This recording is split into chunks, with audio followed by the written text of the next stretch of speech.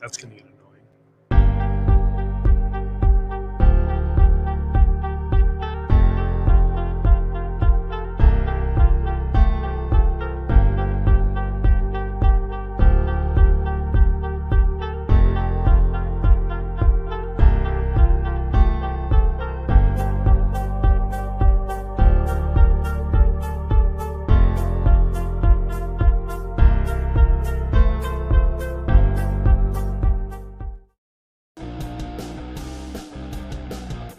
Generic rock song. Yes. Generic rock song.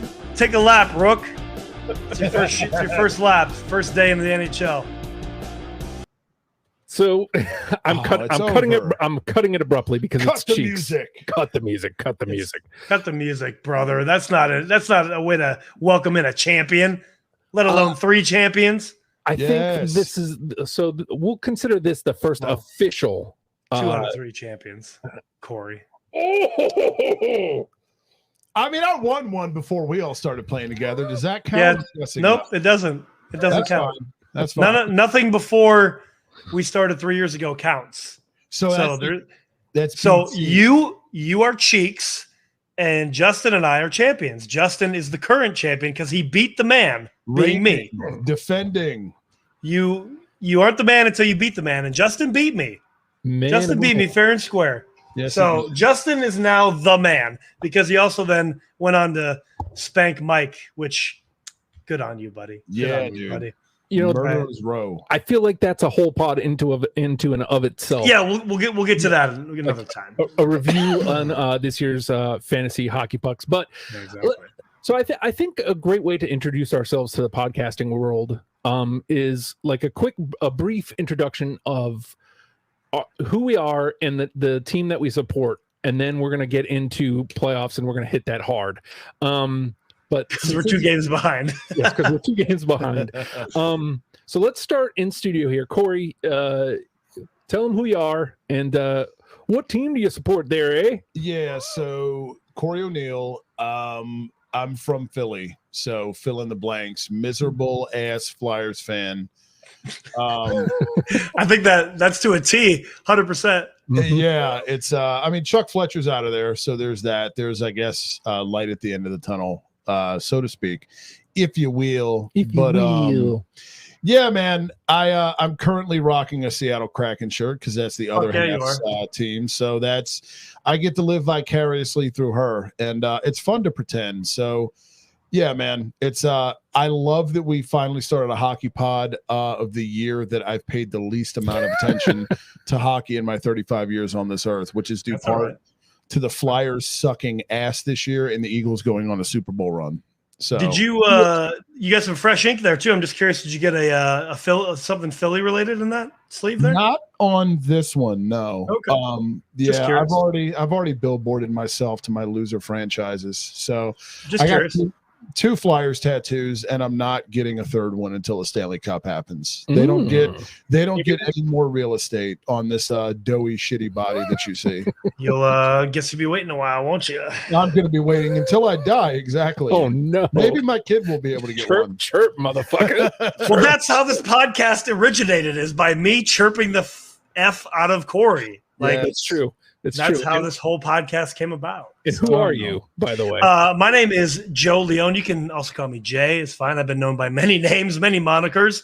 And so, yeah, I mean, my favorite team, the team that I support is the Washington Capitals. Also pretty terrible the last couple years, considering that they got knocked out in the first round the last 3 years. Didn't even make the playoffs this year. So way to go, boys. Doing well. But hey, I was hoping they were going to choke for Bedard, but their chances are pretty slim these days. So, yeah, but also I do support the Seattle Kraken too. I'm definitely a fan of them since they came into the league. And yeah, you know, I like there's some favorite players on other teams too, but Caps and Kraken are the go-tos. Of course, I'm from Minnesota, so the Wild have a place in my heart somewhere. But primarily Caps and Kraken. There we go. Yeah, the Wild are like one of those surrogate teams of all 3 of us here on the pod. Nobody here hates Minnesota. It is weird how hockey is that way. Like there are teams I hate, and we'll get into that through the course of the pod. But like there's many more teams that I'm like, I like them. They're fine. Yeah, there's more hockey teams that I like than any other sport, and it's not even close. I hate 3/4 of the league in the NFL. Mm-hmm. So same with baseball. There's most baseball teams I hate. So, right. I don't even pay much attention to baseball, so there's that. Somehow Joe is going to win our baseball league. That's what I do. I win.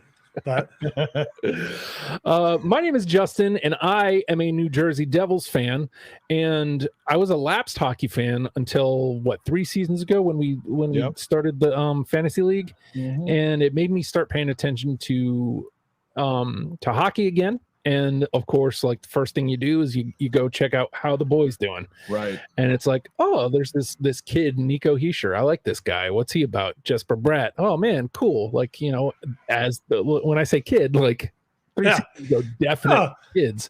Yeah. This 13th of the Hughes brothers. What's his name? Jack. Oh, he's pretty decent. He's all right. Yeah. And I mean, I believe that was either it was the bubble year, right? Like the really weird year, and they were 2020. Cheeks.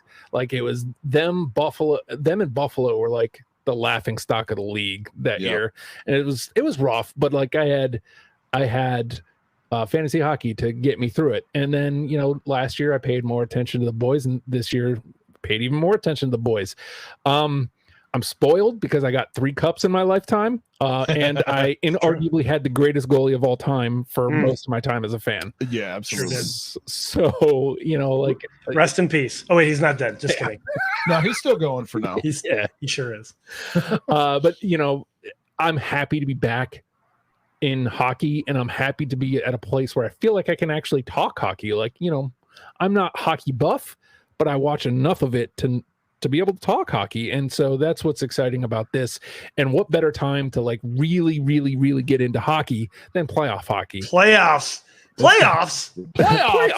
Joe, is, in your opinion, and you're probably like the most hockey guy of the 3 of us, is there anything better than playoff hockey? There is absolutely nothing better. It's the greatest time. I mean, greatest sport on earth, in my humble opinion. I guess I'm not really that humble. In my opinion, greatest sport on earth, but definitely playoff hockey is like none other. And it would be great if we could actually watch the games. Fuck you, NHL.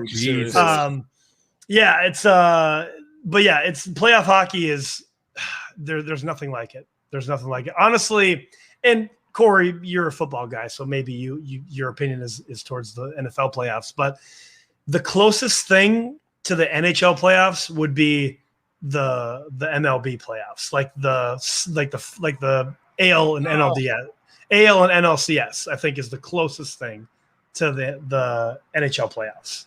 Closest thing.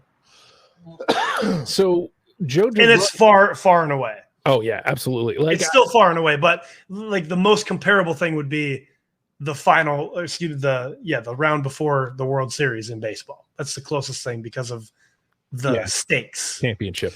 Right.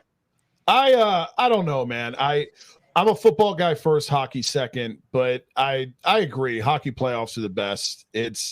There's a noticeable atmosphere change between regular season, the 82 versus, I mean, the quarterfinals are fucking nuts, dude. It doesn't even take, to your point about baseball, it doesn't take getting to the championship round or whatever. It starts getting insane from the quarterfinals. The thing I do like about football is it's one and done. You know what I mean? If you don't show up, like, you got to be there or your ass is gone.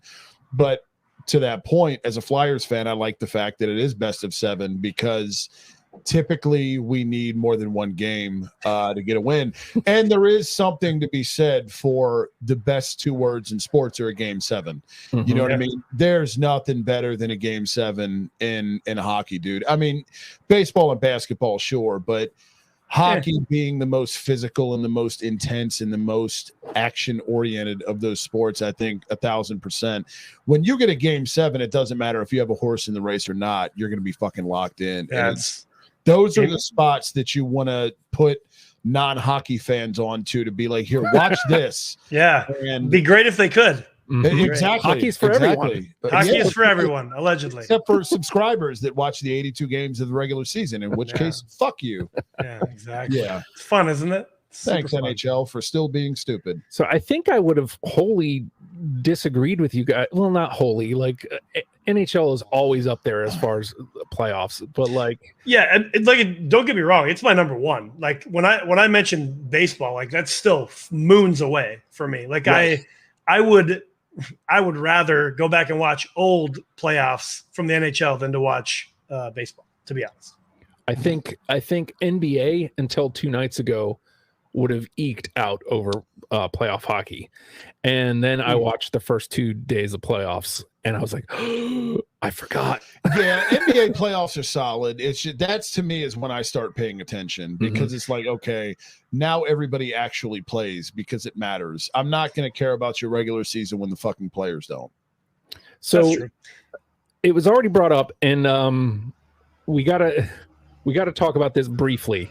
How does the NHL drop the ball that hard with not showing? Like, they had a good season. Like hockey is trending up, like not rocketing up, but it's trending up. Like people are paying attention to hockey again, and it's like cool. Now at the most critical time of the season, people can't watch it. Yeah, now you have to have.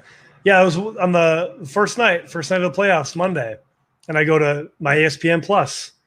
And select TV provider. What do you mean select TV provider? I've been watching ESPN Plus all year, watching all these games. TV provider is you, ESPN. Yeah, not to mention the whole thing during the year too, when they came out with Power Play. Yeah. You can watch every single game, no matter blackouts, really. Because I would get blacked out trying to watch a Caps game in DC. Right. Yep. So not only do they drop the puck, we won't say drop the puck on that, but they also dropped it with this. Yeah, the playoffs is the most important time of the year when you could hook some new fans, and you wonder why your viewership is downtrending. Yeah. Well, guess what? Nobody can watch it. Yep. Like, so now I got to either just watch the 8-minute highlight videos on YouTube the next day, which is what I've been doing, or pay for a subscription to YouTube TV or Sling TV or whatever. Like, bro, no, I don't want to. I don't want to spend any more money. Like, I love hockey so much, but I don't want to spend any more money. Yeah. I've already spent money to watch this. Why aren't you showing it? ESPN Plus, the only reason I have it is hockey. Like, it's the only reason this year. Yeah. And I was like, oh, cool, playoffs included probably. Nope. I think you just assume, I get every game during the regular season. I mean, you know what they say about the word assume, but you just figure, okay, for sure, playoffs are going to be here. To that point, it's sorry to cut you off. Before I forget this, to that point, this year was definitely better than last year with ESPN Plus. It was better. There were still a lot of blackout issues, even though they said there would be no blackouts. So, like, liar. But yeah, it was definitely better this year. So I agree with you on that point. I feel like it was safe to assume that we were going to get the playoffs on ESPN Plus this year. So it was kind of like a kick in the dick when you go to sign in and like, you need a TV provider, bud. Is it possible that, and this is not, let me preface this by saying this isn't to say that there's a lack of stars in the league now, but is it possible that the NHL just doesn't know what to do with itself post Gretzky? Because it's been entirely mismanaged since they stopped living on the backs of Gretzky, Lemieux, Jagr, and guys like that. Like, ever since then, we've had 2 lockouts. They've bounced around, whoever's had their TV rights. They used to be on the fucking Versus network after like professional bull riders. But you can watch the playoffs. You could watch the playoffs, exactly. And so now you're on a big network, but you had people pay $10 a month, and then you take the playoffs from them. Like, it's just such a poorly run league in terms of making your product available to people that want to watch it. And this is how you run people off, and you're not surviving anymore on guys like Gretzky and Lemieux and Marty Brodeur and Patrick Waugh. Those guys aren't there anymore. You know what I mean? You have McDavid, you have Matthews. It's not like there's a lack of stars, but it's a different day and age, and the NHL goes out of its way to neuter any of its guys of any personality. They don't want you to have a personality in hockey. Yeah, I think it's definitely not for the lack of stars, because there's a lot of stars, like established stars, up and coming stars. Plus, I would say now in this era, man, the boys are much better looking too than years past too. There's some good looking dudes playing pucks. You know what I mean? Like, why are we not putting them on the Today Show and whatnot? Like, you got to get them dudes out there. You'd have men, women swooning over these dudes. You know what I'm saying? Like, for sure, we're swooning over them right now. You know what I mean? Like, there's some hot dudes playing professional hockey right now. So why are we putting them nationwide? So it's definitely not for the lack of stars. I just feel, Bettman gets booed anytime he comes on the ice in a public event, because he is a piece of trash, literally a piece of trash. He's the worst commissioner ever. It doesn't matter anything that has been, this is a longer conversation, of course, and I'm sure we'll get to it, but whatever is in his brain of what is the right moves, like, somebody needs to take over that and slap him in the face. Like, this is essentially like if we talk about wrestling for a second, this is essentially the Vince McMahon of the NHL, except he didn't build the NHL, but he is just so out of touch and out of date with what is current and what is going to bring ratings. And he honestly, he just needs to die. For real. You're not wrong. I'm serious. I mean, I'm not saying something horrible, but I'm just saying, like, not actually die. I just mean his career as NHL commissioner die. Okay, there we go. That's not him actually. You meant Chris Benoit. But anyway, seriously, just poorly managed. It's definitely not for the lack of stars. We have tons of stars. We probably have. There's more stars in the NHL right now, from top to bottom, than there ever was. Yeah, dude. Yeah, I mean, and there's name recognition too. You have the Kachuk brothers. You have fucking there's 90s seamen everywhere. You know what I mean? So there's two Sebastian Ahos. Yeah, there are, because what's better than one but two? They're playing each other. Exactly. So it's fuck Bettman, to your point. So I guess that kind of gets us to the actual playoffs, because the problem isn't the product. I think is what we're trying to hammer home here. We've had 3 days of playoffs now, and all stellar days. Seriously, it's for Toronto and Tampa, right? Like, all good games. Yeah, well, I mean, even that's funny though, because it's parody at this point. Yeah. Yep.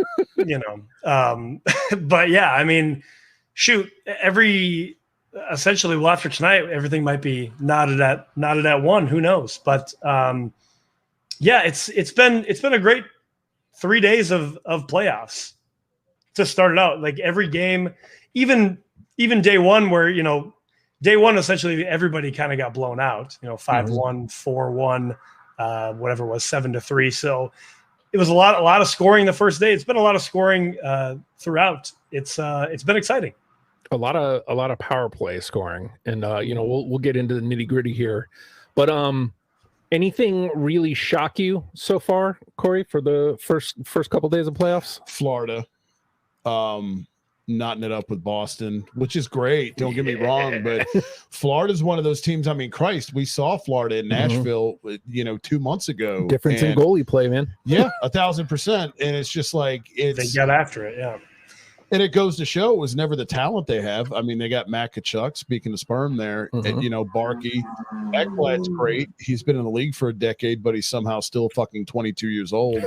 Yeah, I mean, they won the President's Cup last year. This isn't an untalented team, but I've kind of all along been like, let's pump the brakes on Boston here, because we've seen this story before where team runs away with the President's Trophy, maybe not to the degree that Boston does, and then playoff hockey, and it's not a lock by any stretch. This isn't the NBA where the one seed can just fucking cruise, the best team to the fucking finals here. But I did not expect, and it's only, 2 games here, but it's like, okay, Florida's got it knotted up at 1 apiece. So that to me is like, okay, this early on, it's looking like it's going to be a series. They split the 2 games in Boston, Joe. Did you see that coming? Well, on our the unofficial first episode, I did say it was going to be a gentleman's sweep. So Right. it really was just, I believe I said on that first unofficial episode that Florida was going to come out and win the first game, and then Boston was going to win out after that. So it's still, the gentleman's sweep is still up in the air. It's still possible there. I don't know. I mean, you don't necessarily have to totally believe what they've been saying about the bug going through the locker room. I mean, yeah, maybe a bunch of them were feeling like shit, it's very possible. Is that the reason why they lost? Who knows? But I'm not really worried about it. I think it was more so just Florida was like, okay, we got spanked that first game. Yeah. So we're coming out to play tonight. So but I don't know. I'm still, are we picking? Might as well. Yeah. Okay. Well, I kind of already buried the lead there, but I'm still going with Boston 4-1 in this series. They're going to win out here now. What do you think, Corey? Did Florida do enough? No, I'll give the Bees in 6. I think they're going to make it competitive. I don't think this is going 7, but I think they're going to push them, So give me the Bees in 6. I think I'm sticking with Joe. It'll all come down to game 3, because they're going down to Florida now, right? Yep. For 3. Yep. So they got 3 and 4 in Florida. Florida could come out, get game 3, and then suddenly it's Boston's on their heels. Right. I mean, I still like Boston on their heels than Florida fully accelerated, but I don't see any way it goes 7. And if it does, I don't see a way Boston loses this. They're still Boston. Yeah, they shouldn't. They really shouldn't. Right. Yeah. So I think my gut says stay with Joe and 4-1 Florida in 5.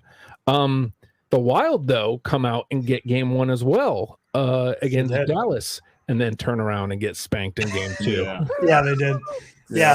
Yeah, that was I was, especially in Dallas that Minnesota took that first game. I was not expecting that, just being, I don't know, Dallas has kind of just stayed hot all year, where, we talked about this again in the last episode there, sort of how Minnesota was kind of streaky throughout the year. Dallas has kind of just been steady as she goes all year. So I was really surprised that they came out and lost game 1. What do you think, Corey? The main thing I've seen from this series is Ryan Suter, right? To Kaprizov, the cross check in the back, and it's just like, okay, there it is. I also thought about how this is the battle of the North Stars. I know it's low hanging fruit, but it's just like, sure is. I don't know. It's kind of like whenever Baltimore, the Ravens play the Indianapolis Colts. It's like, it probably doesn't matter that much to the players, but if you're a fan of either one of these teams, there's probably a little more juice. There's some phlegm there in this series than there is, for people that aren't affiliated with either team. Just kind of cool. Yeah, no, it is pretty cool. And that first game, Pavelski got buried by Dumba. Yeah, by Dumba, dude. Yeah. I mean, everybody's saying it's a late hit. I don't know. I mean, it's close, but here's my take on it. So Pavelski gets rid of the puck. And then Dumba kind of is going backwards, gives him a hip check. It's shoulder to shoulder. It was probably, when I watched the replay, I counted like a second and a half, right? But here's the thing. He kind of had to hit him, had to lay a hit, because if he would have just bumped him, that's an interference call. So he essentially was going for the hit. Pavelski got rid of the puck. He just finished his hit. Right. It was shoulder to shoulder. He wasn't going for his head. It sucks that Pavelski got concussed or got knocked out from that. But from my eyes, I didn't see anything malicious by Dumba going for it. And again, I just feel like you have to finish that hit, because you don't know he's going to get rid of the puck. You don't know he's going to pass it. You're just trying to play defense. And it just so happened that, again, there's that 1 second and a half to 2 seconds. And if he would have just bumped him, that would have been a penalty anyway. So you might as well lay the hit in. I love Joe Pavelski. I would love to see that guy win the cup, but finally, you got to lay that hit in. You have to. Right. So I've been watching a lot of Wild hockey this season, and we talked about this on the unofficial episode, Joe. just a tough draw. Like It is. for a team that they're the Minnesota Wild are a really, really good hockey team, and they showed that in game 1. And honestly, in a good portion of game 2, like they played really good, controlled, even keel hockey against just a better Dallas Stars team. Yeah, they just couldn't keep up with the special teams there. That's the thing. And so, like, you know, they evened it up. I didn't see that coming, but here we are, knotted at 1. What do you think, Joe? Where does it go from here? I'm sticking with what I said before, and I put this in the Discord there. So Stars, it's going to go to 7. It's going to go to 7, and Stars will win it out. So 4-3 Stars. What do you think, Corey? It's going to go 7. This is already probably been the most entertaining series from what I've seen. Give me the Wild, though, for no other reason other than I just like them better. I don't like Dallas as just a place. So there's really no logic there other than just I like Minnesota better. I'm like that chick this year that picks tournaments like when you're like, hey, sweetheart, fill out a bracket, and you're just like, what's the team colors of the mascot and who's cuter? What colors do I like better? That's how I feel right now. Go for it. Yeah, that works. Yeah, Justin? My gut says Stars. Like, I think the Stars just have too much. I hope it's Stars in 7, so let the Wild like just push them. And maybe the Stars are gassed going into the next round. Because I hate the Stars too. My heart wants Minnesota, but I think it's Dallas. And honestly, my heart says 6. But I'm hoping it's 7. So I think my official pick is Dallas in 6. All right. Oh, that sucks. I hate saying it. Feel a little dirty for saying that? Yeah, very much so. Shower time. Especially since everybody else went 7. Like, that feels right, but like, I don't know, something. I feel like Dallas hasn't even really turned it on yet, you know? So I don't know. We'll see. Another surprising game 1, the Kings over the Oilers. Comeback too. Yeah, the Oilers knotted it up last night though, 4-2. See that one coming, Joe? So that first game, so I honestly didn't see the Oil coming out as hot as they did in game 1. I didn't see that happening. And then they came out hot. I was like, oh damn, they're here to play. And then obviously the Kings came back and won it. And I was like, okay, well that makes sense because Edmonton, Toronto, kind of the same thing. Like same story. The issue is between the pipes. Always has been, always will be. But so yeah, I mean, game 2, the Oil came out to play. I don't think they weren't behind at all in that game. So they dominated that game. So we're knotted at 1. I still think, and I believe I said this, we're gonna say that a lot. Jesus. I'm just going to stop saying. Just assume I already said it, ladies and gentlemen. So, I mean, LA would have to – I'm still going with what I picked before. I think this is going 7 as well because this is another series of just like it's going to come to a shootout. Like it's back and forth. You know what I mean? Old West, I shoot, you shoot, I shoot, you shoot. And here's just call me John Madden because whoever scores last is going to win this series. Hey, there you go. Wow, I know. That is some insightful stuff there. I'm still going with what I said before, LA in 7. I like it. What do you think, Corey? I'm going to go Kings in 7 too. I've seen none of this series. I know it's knotted up at 1 right now. I did see Corpusalo in net for the Kings and was like, oh yeah, that guy exists. And I'll just touch on, it's weird. I really thought Quick would have played game 1, to be honest, but I guess Corpusalo is the guy. So, I mean, keep going with it. Yeah. So, and again, to your point, Edmonton's Toronto West. Typically they wait until the semifinals to get bounced, but I don't know, man. Gut feel says it happens around early this year. Get Edmonton out of here. Much like I mean, God, repeating, but until they do it, I don't believe that they're gonna. So I'm going with you guys, Kings in 7. Our other 2-game matchup, Islanders and Hurricanes, and this is the only one. It's 2-0. Joe, did you see that? Yeah, I didn't. I did not see Carolina taking both at home because, as we talked about, Carolina was having trouble shooting, having trouble scoring towards the end of the year. They were kind of streaky, and they've come out and owned it They owned the Islanders' ass those two games. And yeah, it went to overtime, but even still, like it was the especially this last game, game 2, the tying goal was kind of a beach ball, and that Ranta let in. It was. I want to say it was right under the glove or blocker side, right in his armpit, and it just kind of trickled in. So it wasn't even like an awesome goal, right? It was just kind of weak. So I did not see Carolina coming out 2-0, but also Teuvo Teravainen got hurt as well. Oh, Jesus, Turbo. I don't know. I haven't seen the injury report if he's going to be out, but he definitely got injured. So if that's the case, that still doesn't change how I'm voting with this. I've said before it's going to be the Isles, and I do think the Isles are going to now win the next 4. So Isles in 6. What do you think, Corey? Give me the Canes in 6. This is another series I haven't seen a ton of. But also it's boring. And these two teams are boring, honestly. They're so boring. It's not an exciting series at all. It's not exciting. The Isles are a blue collar squad, obviously, but I don't know, man. I think the ceiling's a bit higher with the Canes. Turbo getting hurt is a bummer, but give me the Canes in 6 here. Rod Brindamore. I mean, Rod the Bod, dude.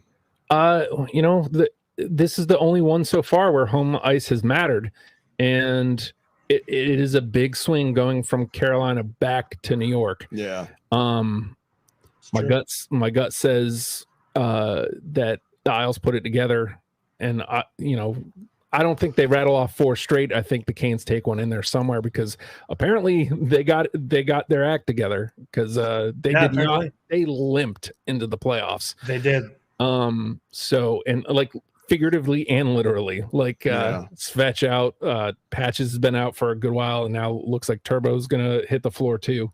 But I watched them and they looked good, and so I see them at least taking one more. But if Sorokin locks in, I think he's light years better than Ranta. So sure. I think he definitely is. And I was going to touch on that too before we move on real quick. Like I was also, again, I haven't looked at the injury report, but is Freddie Anderson still hurt? Is that why Ranta has gotten the nod for both games? I haven't even from the announcers. What they said is they just kind of went with Ranta because he looked better.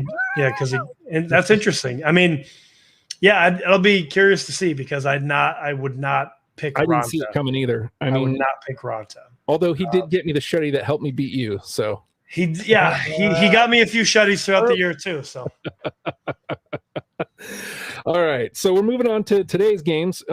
Today's game 2's New York Rangers and New Jersey Devils. Thoughts on game 1 there, Joe? I mean, I think you should answer first. These are your boys.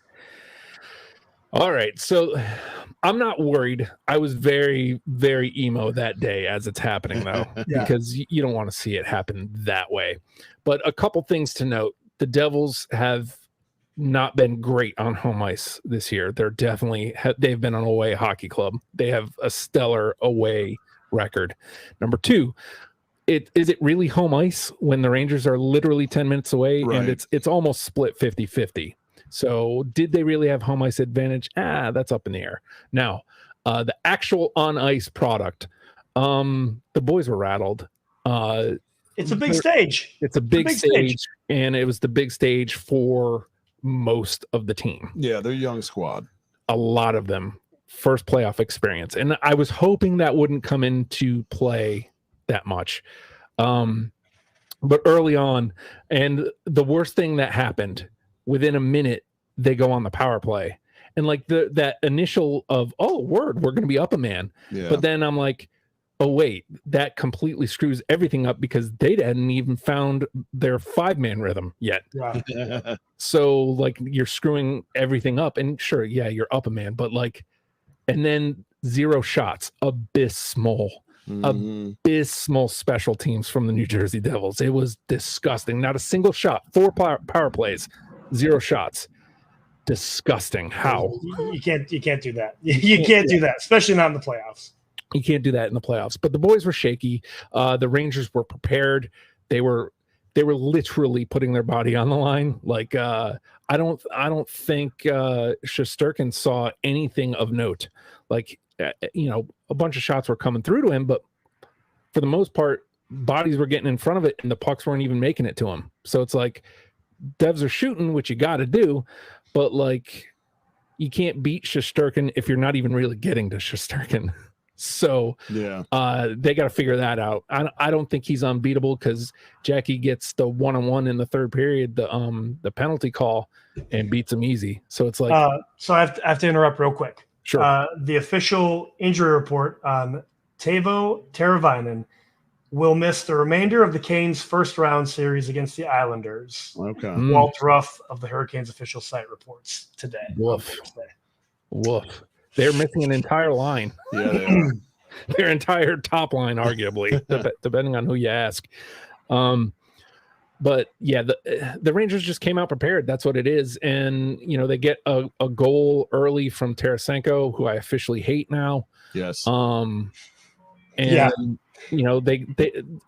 within the first 10 minutes, it's 2-0. And I'm like, woof, how do you, if anybody can do it, it's the Devs. Like I've seen them play all season. So it's like, I could see it happening, but I could also see them not getting shots. Now, the positive takeaways, the Devils basically like commanded the entire second period. The Rangers put another one in, but like for the most part, the Devs had the puck and were taking shots. They just didn't get any in. Just didn't get in. Yeah. So like they settled down, and when they settled down, they looked good.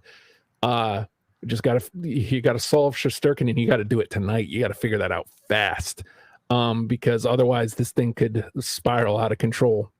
Yeah, it's definitely the time right now because Shesterkin kind of was a little shaky towards the end of the year as well. Mm-hmm. So now's the time to try to mess with his confidence by John Madden again here. You just got to shoot the puck at him. Get some pucks on nets, pucks on sticks, pucks on nets, pucks on nets. You know what I mean? Like it's especially on this guy who is not the Shesterkin as he was in 21-22. So try to shake him. You got to get some pucks on nets. It's hard to separate my heart from what I think will actually happen. So I still got the Devs in 7, but I think we'll have a better picture of that tonight. So we'll see how tonight goes. Yeah. What are your thoughts, Joe?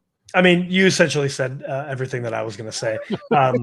So yeah, again, I when you texted that and I texted you, it's okay. It's only game 1. Settle down. Because it's a big stage for 90% of the Devs team. So it's their first time on this stage playing in Madison they were playing in New Jersey. Rock. Yeah. But still, like that's a big thing. It's a big stage. So I think they'll pull it together. I got Devs in 7 as well. What do you think, Corey? I've got Devs in 7 too. Sorry. No, you're good. This is just me cutting you off as normal. Good.